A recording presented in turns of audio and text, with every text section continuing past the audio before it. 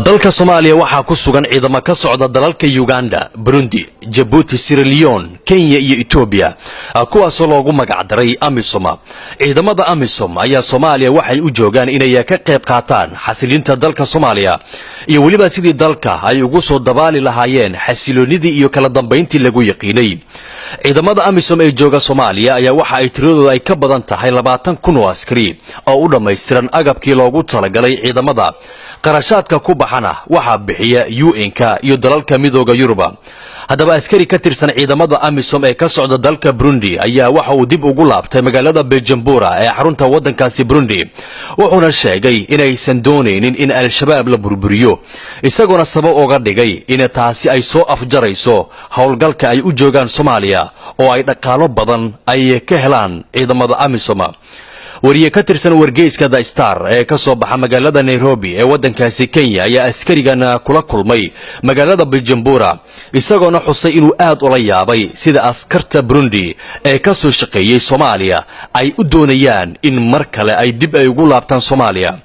ma doonayaan ciidamada Amison in ay baabi'iyaan ama ay ka taqalusaan xarakada al-shabaab waayo taasi uga ma jirto wax faa'iido ah. joogistooda Soomaaliya waxa ay ku helayaan lacag aad u badan muhiim ayuuna inoo yahay in ay sii jiraan al-shabaab ayuu askarigan oo magaciisa la qariyay u sheegay wariyaha ka socday wargeyska The Star.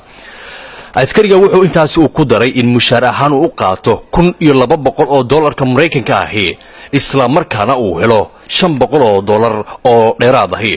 wariyaha ayaa waxa uu askarigan u sheegay in lacagta uu Soomaaliya uu ka soo helo uu ku dhisanayo guri cusub oo alle uu ka baryayo in dhibaatada Soomaaliya aysan dhamaan inta uu dhismaha gurigiisa uu dhameystiranayo.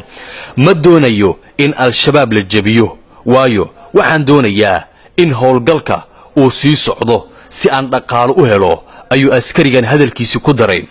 ugu dambeyntii wariyaha wareysiga qaaday ayaa yiri waxaan la yaabay markaan TV-ga Universal aan kol hore aan ka daawaday barnaamij muujinaya ciidamada Amison oo geedaha Villa Soomaaliya ku gambanaya qaarkoodna ay fuulayeen geedaha halka ciidamada Soomaalida ay foolka fool ay isaga difaacayeen al-shabaab weerarkii madaxtooyada.